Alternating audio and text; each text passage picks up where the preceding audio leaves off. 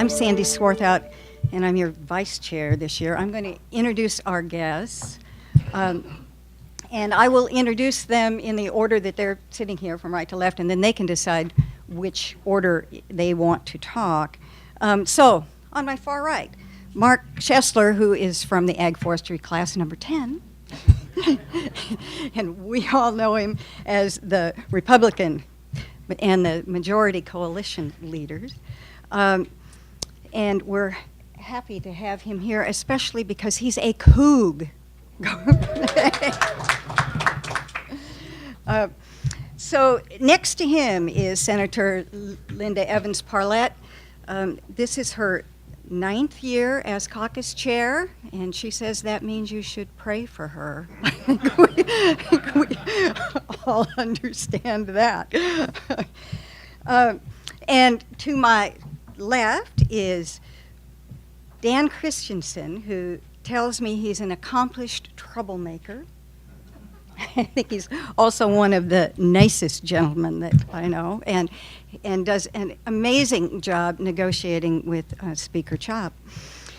And to his left is the deputy minority leader, Representative Joel Kretz, who's from the 7th District and a rancher, I believe, and a family man. So welcome to them all. Thank you.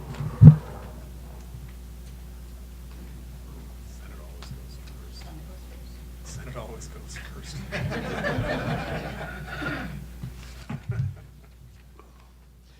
You know, it isn't even a hostile crowd, Dan. You ought to take the chance. I think it's a great day. Senator Parlette and I probably wouldn't be in the positions we are today without the Ag Forestry program.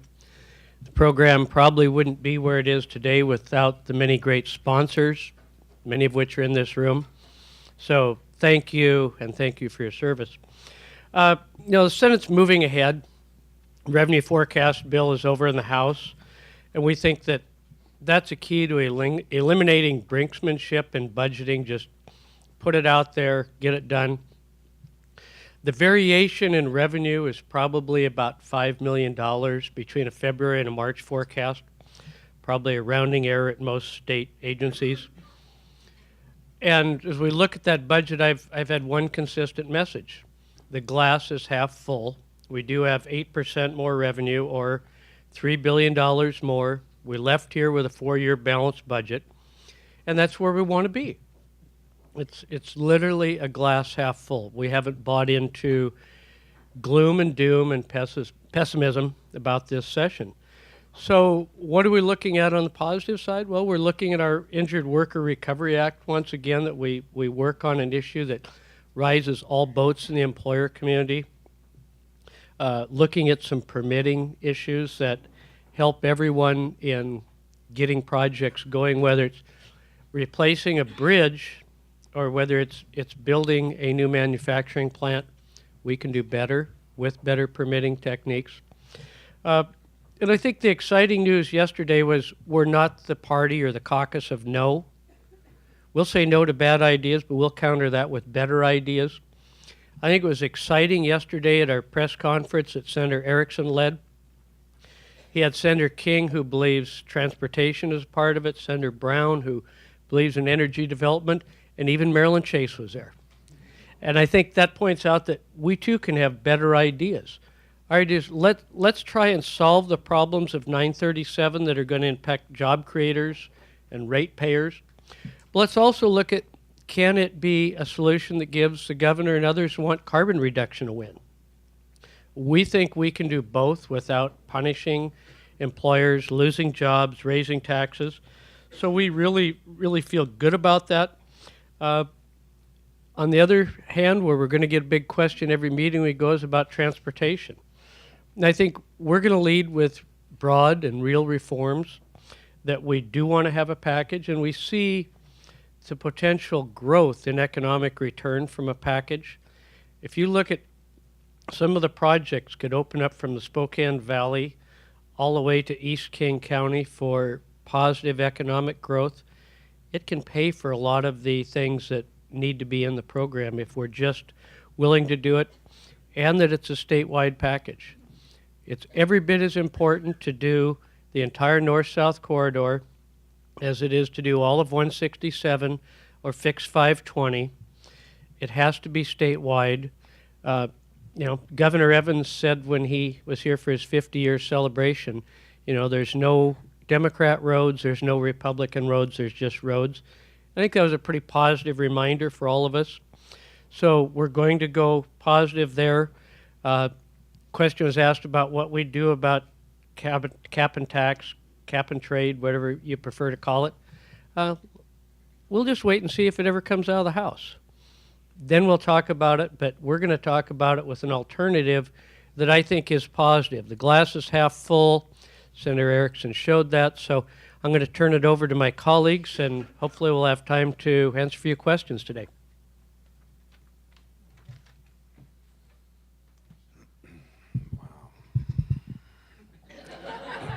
Reality in my world. I'm okay with this. I always want to be a rock star, and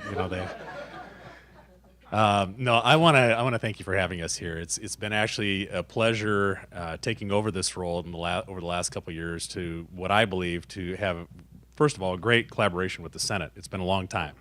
Senator Schoesler and Parlette and Representative Kretz and I have worked together for many, many years. But in this capacity, what we're finding is that we've got a tremendous amount of open dialogue that's taking place.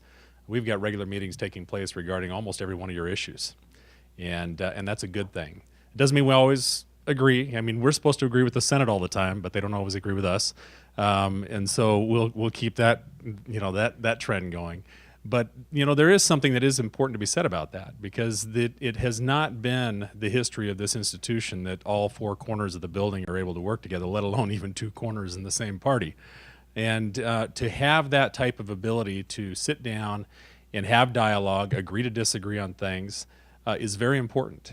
The other thing, too, is that I think it gives you hopefully a little bit more certainty when you're talking to us that at least we're talking with each other. While we may still and will always have some differences of opinion in how we deal with all the interests that were in concerns of the day, the fact that the dialogue is there, the dialogue is strong, is very important. Now let's go to the Republican versus Democrat side. I'm actually talking to Frank all the time. We have regularly scheduled meetings. We take turns whose office is going to be in. We have our committee leads, especially on our big committees, meeting on a regular basis. Again, we don't always agree. That's okay. But the fact that there's early dialogue, I can tell you this, that I have never, this is my 13th year, I have never seen where literally in the first and second day of session, we had dialogue going on related to the budget, related to the Finance Committee, related to the Health Care Committee, related to Education Committee, and we've got our chair and vice chair and ranking and assistant rankings working together on those issues. And we came into this, our caucus came into this with a goal, and that was 105 days. You're welcome. I wish that I could say to make your trip, scheduling of your trips would be something that I could assure you of, being successful in, but we're going to do our part. But to do that, that means we have to hit the ground running. And so our commitment to this is we wanted to hit the ground running. And so my team knows that's the goal. And if anybody else is going to slow us down, so be it. The Senate's on board with us. We're hearing from the other corners of the building that they want to do that as well. And I look forward to your questions. Thank you. So I'll be brief. First of all, welcome to the Ag Forestry Group. It's very nice to see you. I was actually selected for Class 1 and withdrew my name because my father-in-law had terminal cancer. And then when I found out how much time it took, since my boys were in first grade and third grade, I said, no way, I'm not going to apply for that for Class 2. But the former director, Dr. Peterson, who was the Ag Econ prof at WSU, I got to know when I was there my 5th year of college, because pharmacy was a 5-year program, and I had dated one of his sons. What I didn't know is he kept track of me after I left WSU. And when that program started, he reached out to me, and he was relentless and just pushed for me to apply again for Class 2. It's a wonderful program. I think the one thing it did, it's like an elevator. As you go through life, You probably can think of yourself in an elevator and you go up another floor and you see things that were there that maybe you never saw before. Other people had seen them, but you didn't. And I think you just moved up faster in that elevator, and it made you notice things to read. I started to read things that I had never read before sooner. So it's a wonderful program, and Mark, thank you to your group for hosting them every year. It's exciting to think that this is class 37. So briefly, I would just say that I'm concentrating on a lot of mental health issues. As co-chair of the Behavioral Health Task Force, mental health issues are a big thing in our state. It's not a Democrat, it's not a Republican issue. Also, I served last interim on the governor's Blue Ribbon Outdoor Recreation Task Force.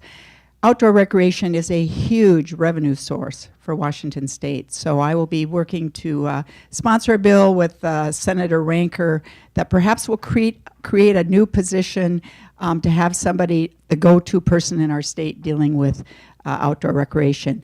Lastly, I would remind you there are 147 legislators, and I believe there are 74 Democrats and 73 Republicans. Balanced government is best. And when your numbers are close together, it helps forcing us to talk to each other. I experienced when I was in the House of Representatives, my second term, the 49-49 split. Same thing, you learn to work together. So I always believe balanced government is best. And when you leave, those ag forestry folks who are here today, remember Washington State is not like Washington, D.C. Thank you.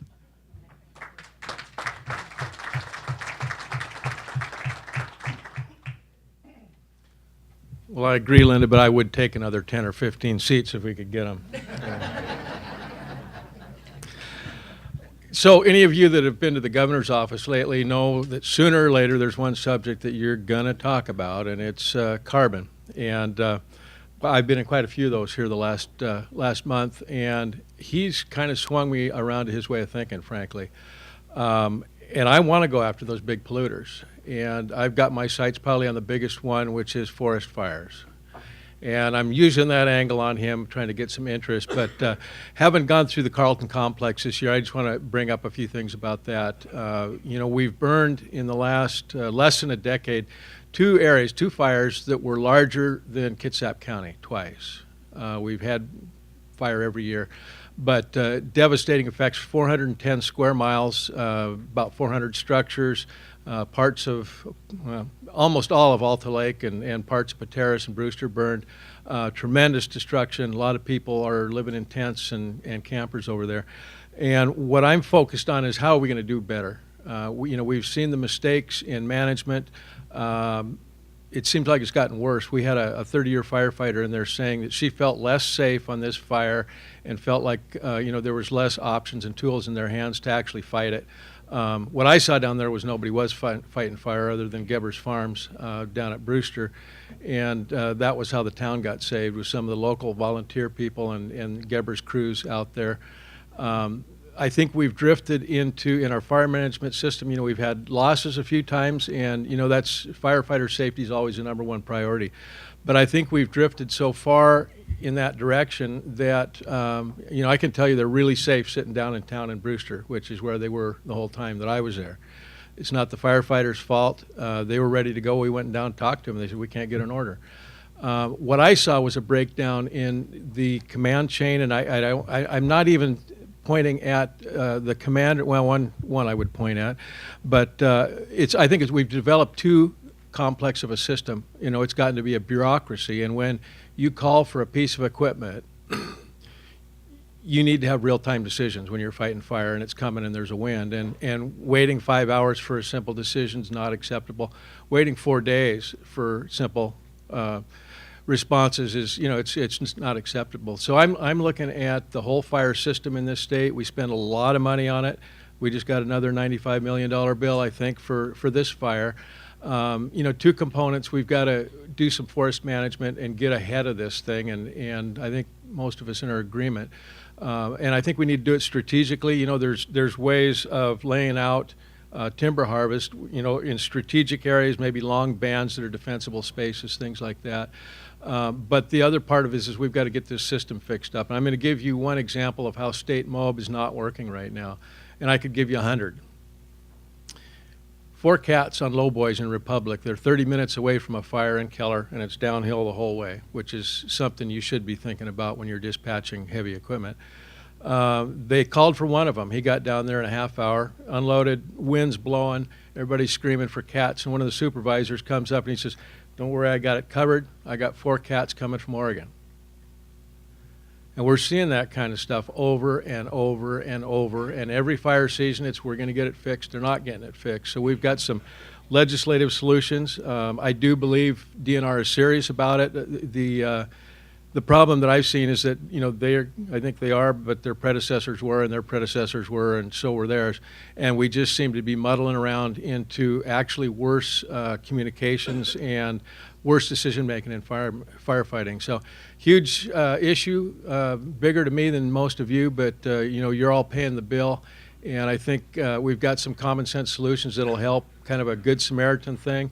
You see a fire, if it's on DNR, Fish and Wildlife, you can go put it out. Doesn't that make sense? But we had too many instances of where we had fire line in all the way across the front of the fire and had to stop at DNR.